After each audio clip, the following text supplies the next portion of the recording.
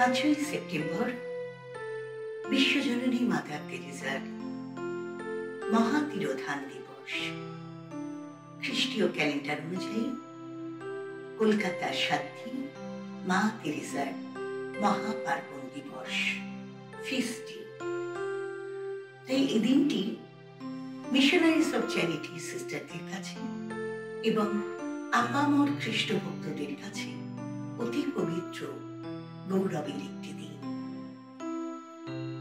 সেবাব্রতী সকল মানুষ তাই এই দিনটি অতি শ্রদ্ধায় মাতা তেরেসাকে স্মরণ করে নানা প্রার্থনা উপাসনার মধ্য দিয়ে তার প্রতি শ্রদ্ধা জ্ঞাপন করে এবং প্রার্থনায় তার মধ্যস্থতা যাচনা করে।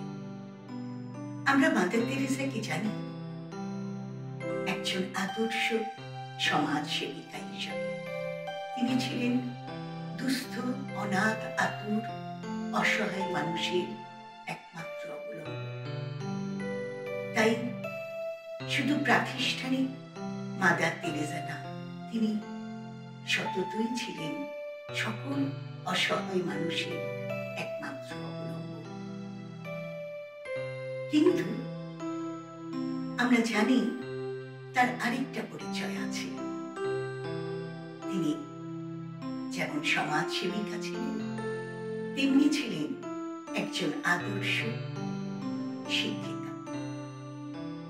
লোরেটো স্কুলের শিক্ষকতার জীবন ছেড়ে তিনি পথে নেমেছিলেন মানুষের সেবা করতে। কিন্তু তিনি শিক্ষাদানের কাজ থেকে বিরত থাকেননি, পাশাপাশি চলছিল তার শিক্ষাদানের কাজ। আর এখানেই এই 5ই সেপ্টেম্বরে তার তিরোধান দিবস যেন একটা বিরাট সংযোগ। ভারতবাসীদের কাছে 5ই সেপ্টেম্বর শিক্ষক দিবস।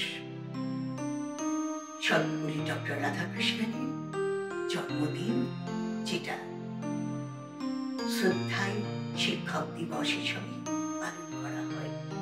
শিক্ষকদের কাছে এটা একটি সম্মানের দিন। আর সেদিক থেকেই ভাবি, এমন একটি দিন ঈশ্বর বেছে নিয়েছিলেন তার সন্তানকে তার অনন্ত ধামে স্থান দেবেন। একজন শিক্ষকের কাছে বোধহয় এটাই একটা বিরাট পাওনা, যেটা ঈশ্বর মা তেরেসাকে দিয়েছিলেন। 5ই সেপ্টেম্বর তার মৃত্যু সকল শিক্ষক সমাজের কাছে স্মরণীয় হয়ে থাকবে।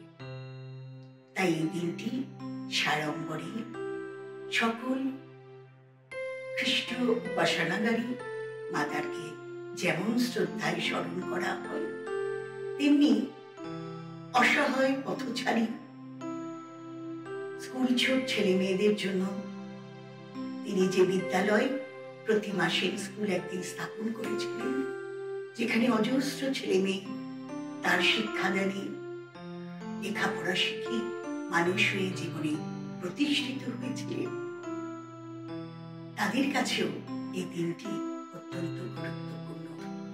তারাও শ্রদ্ধায় মাকে স্মরণ করে। আর সেই মায়ের দেখানো পথে পরবর্তীকালে যারা এই দুস্থ অসহায় ছেলে মেয়েদের, স্কুল ছোট ছেলে মেয়েদের পড়াশোনার জন্য তাদের সমাজের মূল স্রোতে ফিরিয়ে আনার জন্য যে প্রচেষ্টা চালিয়ে যাচ্ছেন বা চালিয়ে গেছেন, তাদের প্রতিও রইল আমাদের অনেক শুভকামনা।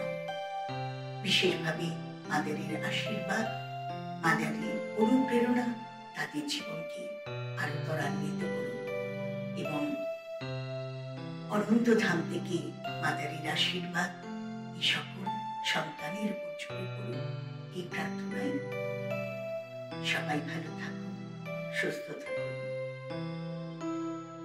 Happy feast day. ধন্যবাদ।